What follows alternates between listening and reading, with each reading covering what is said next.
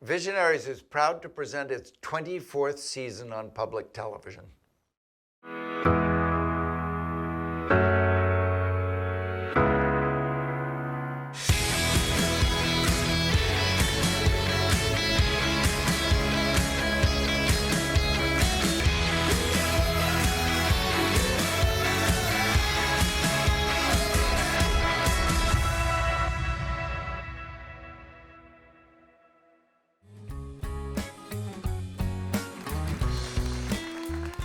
Together with more than 1,000 groups of grassroots interfaith peace builders in more than 100 countries, we welcome you. I've been changing channels, I don't see them on the TV shows. Where'd all the good people go? Many of us are inundated with a seemingly unending torrent of negative images and ideas spout forth from the digital devices that are our gateway to nearly all public discourse. Why? Because it works. It gets our attention. We are hardwired to prioritize and react to danger, real and perceived. People bent on fame, money, or political power know this. They are hijacking our attention, not for a good cause, but for a click, a like, or a quick buck. There is and always has been an answer to this attack. It is called story. I got a phone call from the United Nations saying they'd like to come to San Francisco, 50th anniversary of the UN Charter. And they said, our vision is that we'd like to bring all the nations of the world. We'll have 185 ambassadors, and we'd like you to bring all the religions of the world and all the religious leaders. A well-told story can bypass the primitive parts of our brain and evoke emotions and ideas that unify us, empower us, allow us to share dreams of a better day. You know, when you're entering into something that's so outrageous, you go to bed at night and you're lying there and you're thinking, why did I say yes to that? I don't know anything about Buddhists. I don't know anything about Hinduism. The longer I lay there in February of 1993 and thought about it, I was thinking, come on now. The nations have met every day for 50 years to struggle together for global good. And in the same 50 years, the religions of the world haven't spoken to each other, not for 1 minute. Bill Swing has always been a maverick. When I met him in 1981, he was doing cutting-edge work with HIV/AIDS here in San Francisco at a time when even doctors were refusing to touch AIDS patients. Bill would go into the hospital. The Bishop of California would go into the hospital and sit with patients with HIV/AIDS and hold their hands and kiss their forehead and just comfort them. And I was thinking, who's more moral in terms of having a vocation for the world, the nations or religions? And nations aren't very good, but religions are worse. And so Bill went off on this kind of crazy dream of bringing the religions of the world together to work for peace. And I said, I commit the rest of my life to being a catalyst for the creation of united religions. I didn't know how to get there. I didn't know what it would look like. I didn't have any money.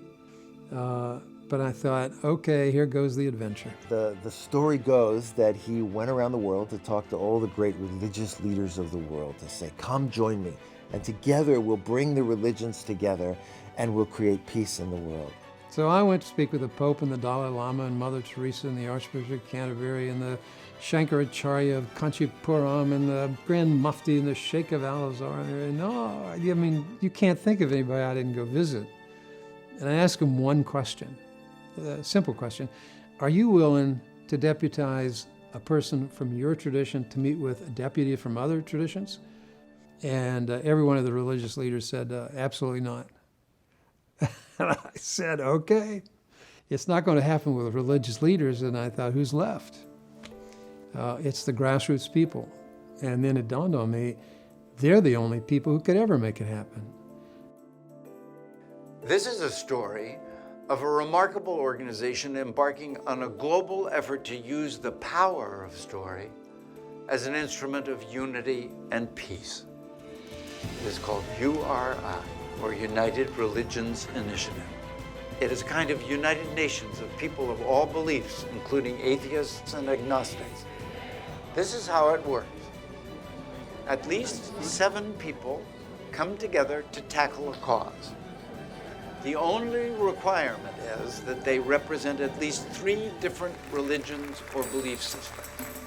This is called a cooperation circle. They do something together. Build a school, expose an injustice, fight poverty, rally against hate and violence. There are now 1,000 of these cooperation circles in more than 100 countries. Come with us now and see the power of story.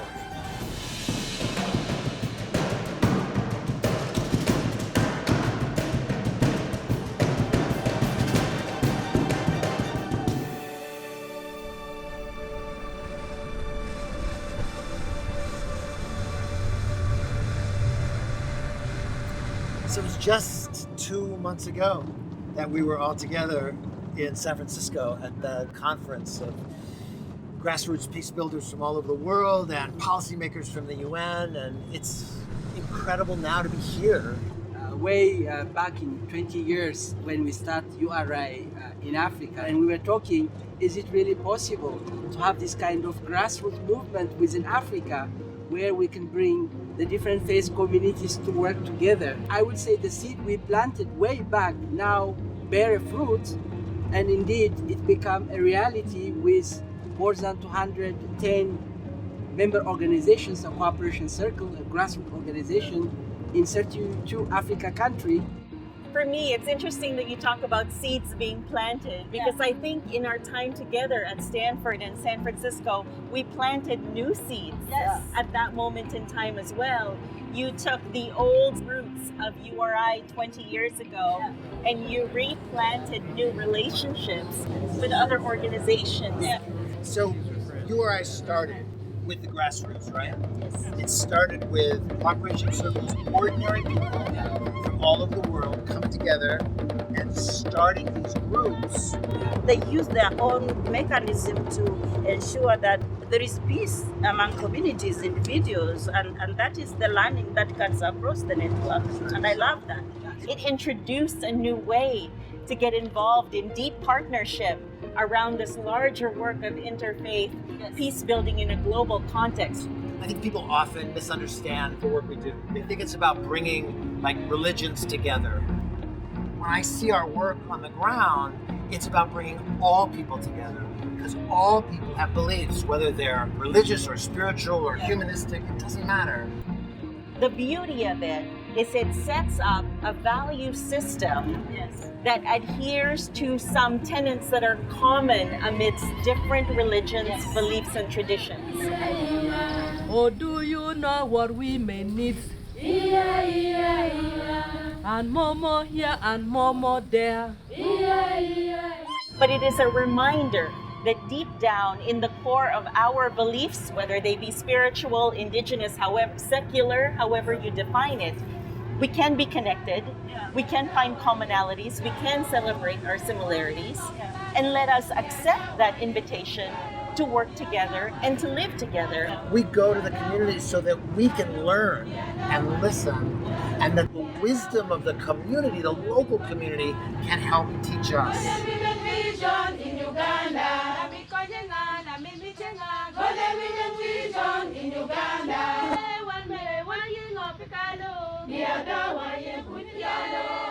I have very strong and resilient women who work so hard and who are there to make the world a better place.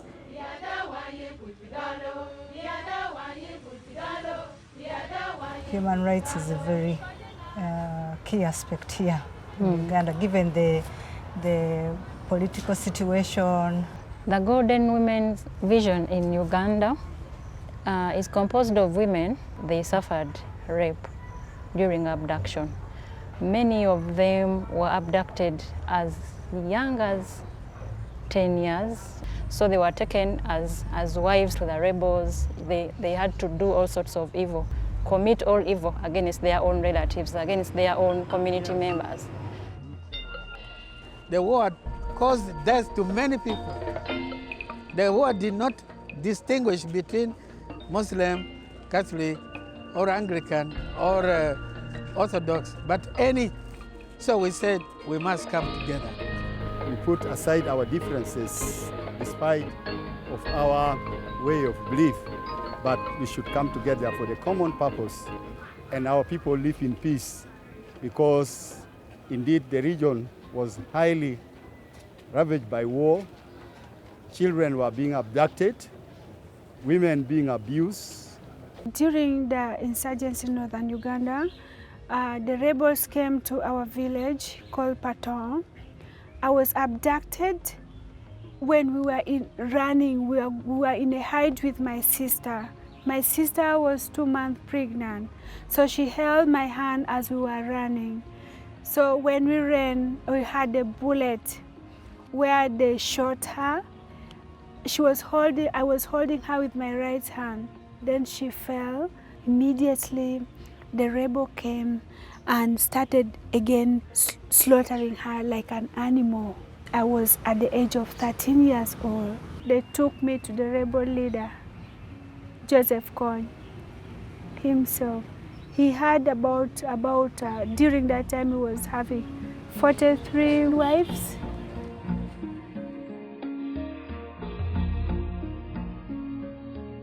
If we don't do anything to end the suffering of these children, they will continue to suffer. Where will we have a future for these people of northern Uganda? There will be no future. So that was the reason why we decided to die together with them in the bus park here, because at this time, all of them would be here. And this place was being used by children who were running from abduction. An idea came from one of us that why don't we really show solidarity with the children of northern Uganda who are running away from fear of abduction by the rebels. If you want to catch the attention of the people, you want to draw fixed attention, and you want them to rush to find a solution, create a thick smoke. Everybody will run to find out what's happening there. Sleeping in the bus park was creating a thick smoke. So we walked from different directions. Him, the Muslim, the Anglican, the Orthodox, and then myself, Catholic. We walked. The first day, the children saw us moving, said, what is happening with our leaders? Four nights. And then the whole world was here. When we were here, the first night, there was a lot of shooting on this side. So they said, why should we risk our lives? We said, if you don't have protection for our children, why should you have protection for us? If the children are going to die, we are going to die with them. We say this, that children are the future of any tribe, the future of any nation, the future of the whole international community are children. Violence appears to be very powerful, but in front of peace, violence is powerless. You can see now. But because of peace now, and with the new development that has taken place here, the place is booming in business. Here now, you see the number of vehicles around and the boom of business after receiving peace.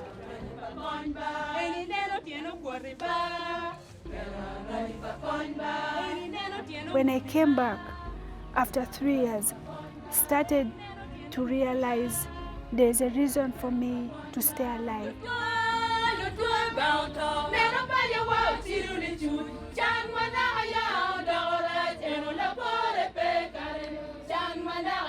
Then I registered with the aim of supporting the survivors, supporting the women.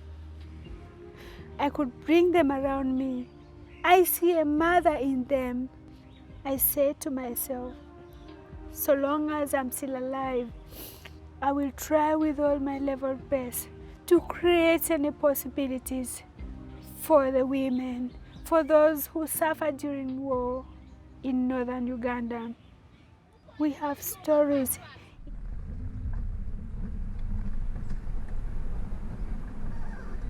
The place where we are right now is called Bwaise in Kampala, which is one of the biggest slum areas around Kampala. And it houses over 90,000 people. These are people who live on less than $1 a day. And these young people, basically what AFCAD does is to try support them by giving them an opportunity for vocational trainings, entrepreneurship trainings. Defa, tell me about how all this got started and how do you get involved in this? All of my life, I've been passionate about giving support to people and changing young people's lives. So in 2009, me and my co-founders, we embarked on starting an organization that could benefit the people of this community. We were just little boys who grew up from this neighborhood. And we came together, we were thinking kids smiling, schools, hospitals, initiatives that help young people to find employment. Well, AFCAD runs 3 thematic areas, that is youth economic empowerment, education and health. So this program is basically there to support young people who have no access to those tertiary institutions, but also another way of trying to fight unemployment, which is at a very high rate. This is our partner here. He does the medication bit, so we refer all the young people who needs medication to go in there for free services. We run a community school. We don't have any government school that can give them an opportunity to have formal education. Jeff, you know how people say that young people are the future leaders. Well, you know, we don't believe that. URI doesn't believe that. URI believes that young people are the leaders now, and you exemplify that. Definitely, definitely. Leadership starts now, and we are the leaders. Now, if I may give an example, when you look at slum areas, they are targeted areas when it comes to radicalization. So when we're trying to help communities to empower themselves and build peace, a lot of it's about giving opportunity, isn't it? Because when people are shut off from the opportunity to engage their own lives and their communities, that's when they're vulnerable to getting picked off, as you said. I come from a big Muslim family of more than 20 children.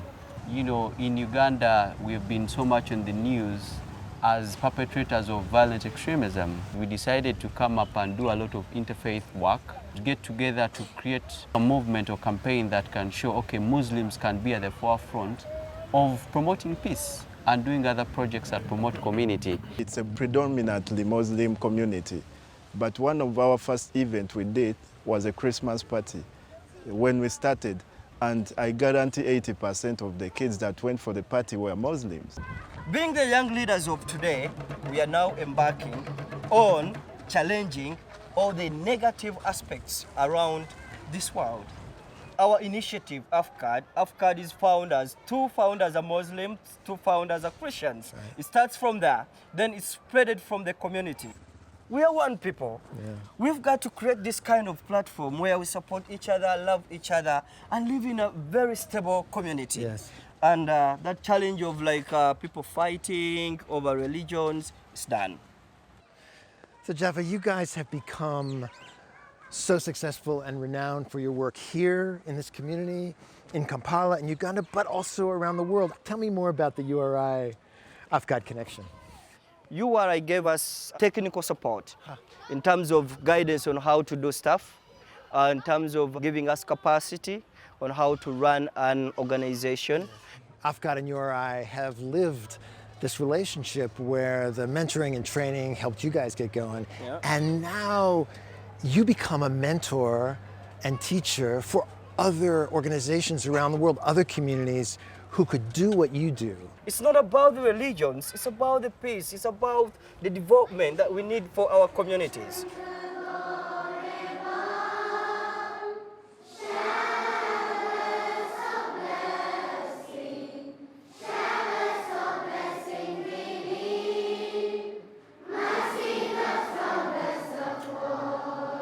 This is Karikam International Public School in South India, where we have a URI unit also. We call it Interfaith Students Movement. It's one of the URI cooperation circle. It's working with youth. We have kids from 5 years old to 15 years old. We are promoting interfaith harmony with them. Dr. Abraham Karikam is my mentor. I joined URI as a member in 2009. On that time, I was 14 years old. Thank you so much. You have a story. I have a story. And when we come together and we engage our community, our work, this world together, you and I become one. We create a new story together. There's something that connects us, and we may feel that spiritually, but we can live that out. To inaugurate this computer laboratory. And now in Kerala we have 56 cooperation circles, and also URI has 14 action areas, and we are mainly focused on interfaith peace building and youth empowerment. We are going to Kollam, which is an ancient city of Kerala. There we have one of our very, very famous URI cooperation circles, which is called Zero Limit CC. Now they are running an institute of psychological studies. It is called the LADE Institute, and we have graduate students doing psychological studies. So I am Dr. Mohanlal. I am a psychologist. I conducting training programs and awareness sessions in schools and colleges for youth and public. Myself, Dr. Devi Raj. I'm also a psychologist, and we together with him, I'm also conducting many campaigns, programs, and training programs, awareness session for youth, and much more. And they travel to various schools and colleges, and they are giving a series of training programs, building up our students as budding peace builders. Every problem comes from the heart of the people. So we'll have to teach the students about peace and inner peace, and then only we can have a beautiful living. Greetings to all. My name is Fatima Hakim. I am a second-year psychology student at LADE Institute of Social Science. I'm a member of URI Zero Limit CC. She is a Hindu, I am a Muslim. There is no difference here. When we came to URI Zero Limit CC, we came to know that every religion is equal, which doesn't mean that I am accepting other religion, but it means that I am seeing other religion and respecting it. When we go to them and say, we are from United Religions Initiative, we would like to start a project, and they're like, is this some sort of conversion or thing? Is it like any Jesus is coming, like music and all? We have to make them understand that there's nothing to do with conversions and all. This is an organization giving a platform for religions to come together and respect other religions. All the times I thought, what can a single man like me do for a global cause? There's a theory, the butterfly theory, like a single flap of a butterfly creates a ripple in the universe. So everyone matters. That's the URI. Hence, every religion matters. We're at Caricom International Public School today, setting up with almost 800 students from 4 schools to do a children's peace march across the city of Caricom. The International Day of Peace, and the children are gathered to speak about peace, to sing about peace, to march for peace, to chant for peace. It's an incredibly exciting day as people around the world celebrate the International Day of Peace.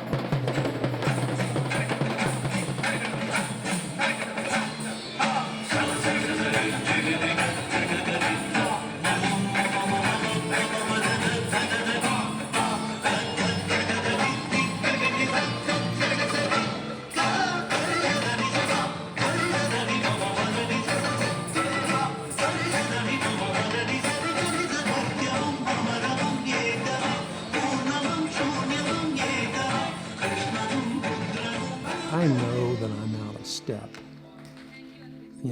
My generation came and went. I know that my music is not their music. I know their metaphors and language is not my metaphor and language. And but it belongs to Victor. It belongs to those people in the office. It belongs to the youth. So Abraham, we're starting the International Day of Peace. Tell us about this.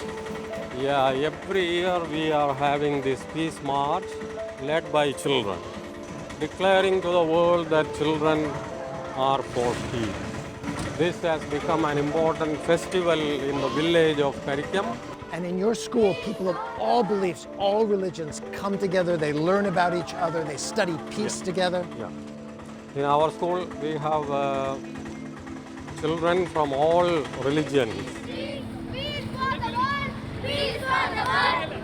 So all our students know about other religions. They are not their enemies.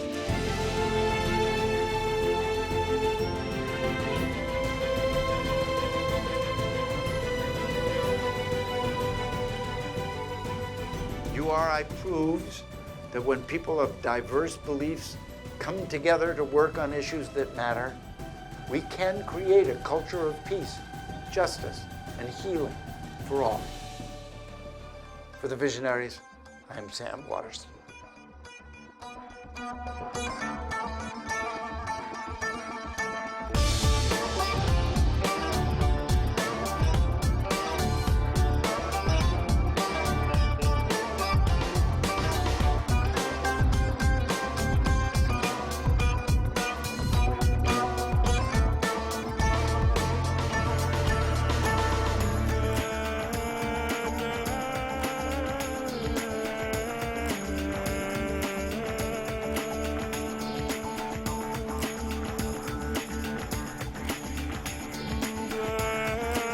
Visionaries is brought to you through the generosity of William Reinsel Trust, George and Judy Marcus Family Foundation, Liquid Net, the Carson Family Charitable Trust, Sanofi Pasteur, the Wallace Foundation, the City Fund, Walton Family Foundation, R.J. Hedges and Associates, Berkeley Lights, Blue Cross and Blue Shield of Minnesota Foundation, Cabot Keller Oak Realty Trust, Rodman W. Moorhead III, Blessing Stern of 1080, the John Lazarich Foundation, John Paul Mitchell Systems, Moxie Foundation, Kenton Alexander Weed, Jay Gerwin Foundation, the Linfest Legacy Fund, and Thermo Fisher Scientific, as well as Orange County Community Foundation, Pfizer, Fernandez Pave the Way Foundation, the Dolphinger McMahon Foundation, American Reading Company, Ballard Spar, BD Medical Pharmaceutical Systems, Diana and Khaled Mirza, F.R. Bigelow Foundation, Fakery Drinker Biddle Enright, Francis Moran Abbott, Gerard Foundation, the Honickman Foundation, St. Paul and Minnesota Foundation, and Susan and Thomas Dunn, with additional support by the following: